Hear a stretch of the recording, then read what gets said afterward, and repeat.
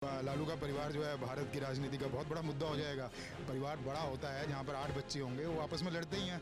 हम खुद जो भाई थे आपस में, वो आपस में लड़ते ही हैं। जितने मर्जी भाई बहन हो, जितने मर्जी अच्छी संबंध हो, लेकिन आपने कंपटीशन में ये दिखाना है कि मैं उससे दूसरे से बेस्ट हूँ। और यही कारण होता है, यही अहम होता है जो परिवार में झगड़े होते हैं, और हर परिवार में होते हैं। इलेक्शन कमीशन सबकी शिकायत सुन रहा है।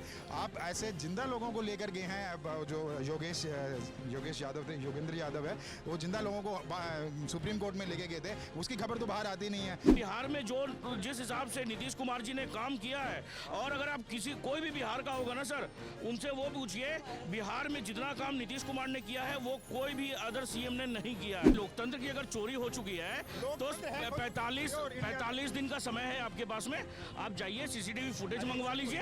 आज आप बोल देंगे सुप्रीम कोर्ट का कोई फेवर इनके फेवर में आ जाए तो बोलेंगे सुप्रीम कोर्ट ठीक है। अगर सुप्रीम कोर्ट का कोई बयान कुछ इनके फेवर में अगेंस्ट में आ जाए तो बोलेंगे सुप्रीम कोर्ट भी बिका हुआ। बिहार विधानसभा चुनाव 2025 में एनडीए की बहुमत मिली, और ऐसी बहुमत जिसकी किसी ने कल्पना तक नहीं की होगी। जिस तरीके से अमित शाह ने चुनाव के पहले बोला था कि इस बार एनडीए अपना सर्वोच्च परफॉर्मेंस देने जा रही है, कहीं ना कहीं वो आंकड़ों में दिखता हुआ सामने आया। और पर वहीं देखा गया दूसरी तरफ लालू परिवार के अंदर फिर से जो है वो बर्तन बजने लगे हैं। कहीं ना कहीं तेज प्रताप यादव के बाद अब देखा गया बेटी को भी परिवार से बाहर निकाल दिया गया। तेजस्वी के साथ फूट बताई जा रही है वजह। तमाम विषयों पर बातचीत करेंगे, जनता की राय लेंगे। कैसे देखते हैं ये बिहार विधानसभा चुनाव? केवल बिहार का चुनाव नहीं रह गया, आपस में परिवार में भी लड़ाई होने लगी है, कैसे देखते हैं? तो क्या लालू का परिवार जो है भारत की राजनीति का बहुत बड़ा मुद्दा हो जाएगा। परिवार बड़ा होता है जहाँ पर 8 बच्चे होंगे, वो आपस में लड़ते ही हैं। हम खुद जो भाई थे आपस में, वो आपस में लड़ते ही हैं। हर एक को वर्चस्व चाहिए अपना ऊपर आने के लिए, और जिसको लगता है उसको इग्नोर किया जा रहा है तो थोड़ा विद्रोह करता है। और परिवार के अंदर तो ज़्यादा आसान है करना। तो आप ये मत समझिए कि लालू का परिवार जो है वो शायद अलग से है, उसमें विद्रोह नहीं होगा, कि उसमें लड़ाइयाँ नहीं होंगी। हर परिवार में होता है। पर क्या लगता है तेजस्वी को किसी तरीके की इनसिक्योरिटी है परिवार के अंदर की, कोई मुझसे बड़ा ना निकल जाए? क्योंकि तेज प्रताप की भी एक बड़ी फॉलोइंग है, उनको साइड कर दिया गया। सबको होती है। खुद लालू जी को है, उन्होंने कौन सा चीफ मिनिस्टर के लिए किसी और को चुना था? उन्होंने खुद राबड़ी देवी को चुना चीफ मिनिस्टर के लिए, तो उसको अपनी राबड़ी देवी पर सब जगह यकीन था, तो इसलिए उनको चुना गया।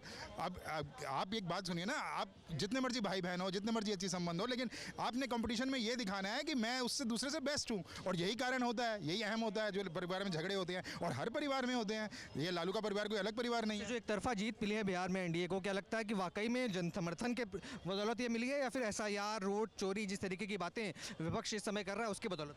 अगर आम लोगों को लगता है कि ये वाकई में मोदी जी का मैजिक है तो ठीक है, उनको आपको क्या लगता है? मेरे को नहीं लगता है। मेरे को साफ लगता है कि जिस तरह से एसआईआर बनाई गई है, जिस तरह से, और मतलब बहुत लोग एक्टिव हैं, जो लोग बहुत एक्टिव हैं बीजेपी के लिए, वो 10-10 जगह जाके वोट देते हैं। और यहाँ से मतलब ट्रेनें भर भर के गई हैं वहाँ अलग अलग, मतलब, और खासकर बीजेपी का, जिसने मेरे ख्याल से 91 सीट्स जीती हैं 100 में से, तो 89 सीट्स जीती हैं।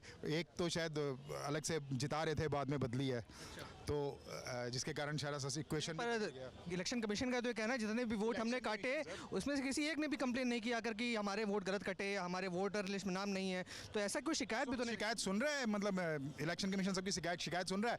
आप ऐसे जिंदा लोगों को लेकर गए हैं। जो योगेश यादव थे, योगेंद्र यादव है, वो जिंदा लोगों को सुप्रीम कोर्ट में लेके गए थे। उसकी खबर तो बाहर आती नहीं है। तो इलेक्शन कमीशन किसकी शिकायत सुन रहा है? इलेक्शन कमीशन कौन सी शिकायत सुनता है?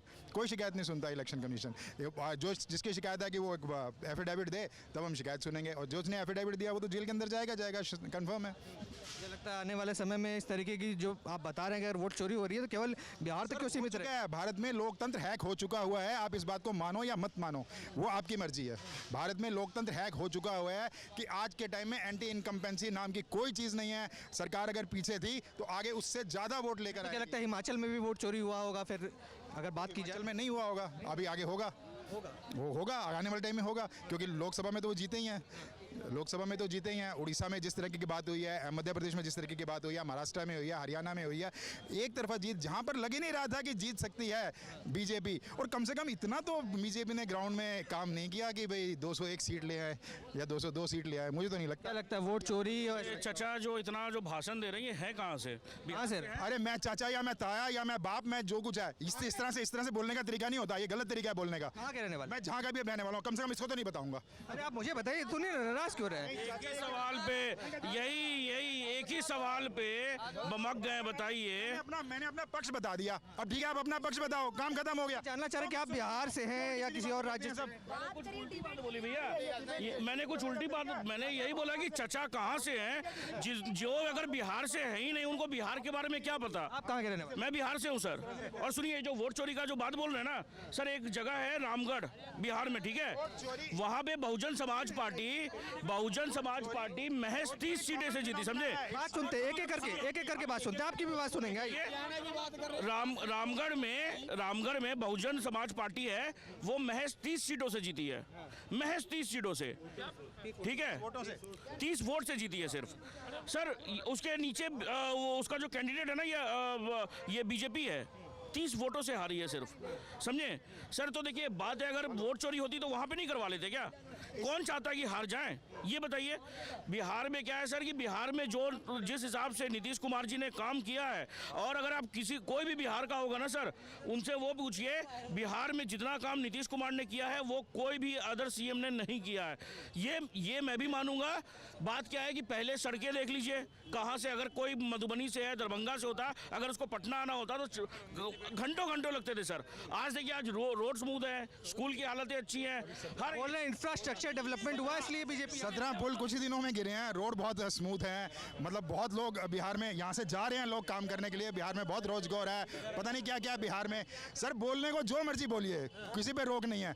बिहार में जो आम लोगों की कंडीशन है, सिवाय सरकारी नौकरी के कुछ नहीं है, और सरकारी नौकरी 1 या 2% से लोगों। आपको क्या लगता है, तेजस्वी ने जो वादा किया था कि हर परिवार में सरकारी नौकरी देंगे, यानी 2,76,00,000 नौकरी, तेजस्वी इस तरह के वादे करता है तो वो भी गलत है, मुझे नहीं मालूम, लेकिन इसमें भी बोला गया बहुत सारी नौकरियों के बारे में, बीजेपी ने भी बोला है, और बीजेपी गलत बोलती है, बहुत बार गलत बोलती है। अगर ये बात लोगों को नहीं लगी तो उसकी बात कैसे लगती है बीजेपी की? सर, पूरा का पूरा सिस्टम हैक हो चुका है, कोई माने या मत माने, वो सिर्फ बिहार का फिनोमिना नहीं है, पूरे इंडिया का हो चुका हुआ है। खाली जहां पर ठीक है तमिल, जहां पर उनका इंफ्रास्ट्रक्चर मजबूत नहीं है, जहां पर ऑर्गेनाइजेशन मजबूत नहीं है आरएसएस या बीजेपी का, वहां पे शायद ऐसा ना हो। जिसमें तमिलनाडु है, जिसमें केरला है, जिसमें पंजाब है, ये 3-4 स्टेट हैं जहां पर उनका जो ऑर्गेनाइजेशन है वो मजबूत नहीं है।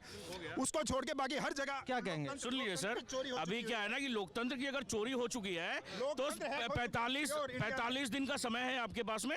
आप जाइए, सीसीटीवी फुटेज मंगवा लीजिए, ठीक है। उसके बाद में सुप्रीम कोर्ट जाइए, सुप्रीम कोर्ट के पास में जाने के पास में आपके पास में 100 दिन का समय है। अभी सारे दस्तावेज मुहैया हो जाएंगे आपको।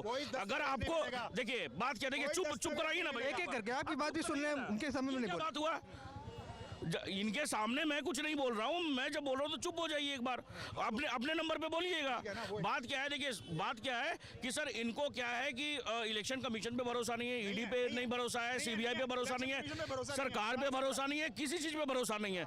देखिए, बात क्या है कि ऐसा नहीं होता है, ऐसे नहीं होता है। आज आप बोल देंगे सुप्रीम कोर्ट का कोई फेवर इनके फेवर में आ जाए तो बोलेंगे सुप्रीम कोर्ट ठीक है, अगर सुप्रीम कोर्ट का कोई बयान कुछ इनके फेवर में अगेंस्ट में आ जाए तो बोलेंगे सुप्रीम कोर्ट भी बिका हुआ है। बात क्या है सर, सिंपल सी बात है, बिहार में जितना काम हुआ, बिहार के लोग जंगल राज नहीं चाहते थे, समझे, इसलिए बिहार वाले लोग ने एनडीए को चुना है। वो नहीं चाहते थे कि फिर से कोई चंपा विश्वास वाला केस हो, समझे, वो नहीं चाहते थे शिल्पी गौतम वाला कोई केस हो। बिहार में जो जिस हिसाब से मर्डर होता था ना पहले, 6 बजे के बाद, 5 बजे के बाद घर से नहीं निकल पाते थे, वो चीज बिहार में नहीं होना चाहिए।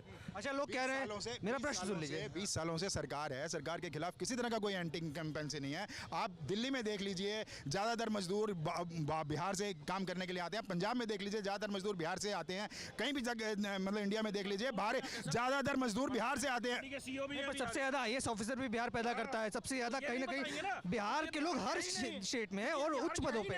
इनका बस एक प्रोपेगेंडा है, समझे, इनका बस एक प्रोपेगेंडा है कैसे बिहारियों को गाली देने का। और गाली नहीं दे रहे, गाली नहीं, ऐसे ही लोग एक प्रोपेगेंडा रचते हैं, उसके बाद में बिहारी लोग को गाली दिया जाता है, ऐसे ही लोग के वजह से। इन लोग का जो प्रोपेगेंडा होता है ना कि अगर बिहार सबसे ज्यादा मजदूर भेज रहा है तो ये क्या गाली है इनकी नजर में? ये इनके ऊपर जो बिहार को बताते हैं कि सबसे अच्छा है, उनके लिए हो सकता है, जो झूठ बोलते हैं उनके लिए हो सकता है। अब अगर लेकिन चुनावी प्रक्रिया पे ज्यादातर मजदूर बिहार से हैं। चुनावी प्रक्रिया पे अगर सवालात खड़े कर रहे हैं, विपक्ष का भी ये कहना है, तो क्यों नहीं विपक्ष ने चुनाव को बॉयकॉट कर दिया जब पता था वोट चोरी होने वाली है?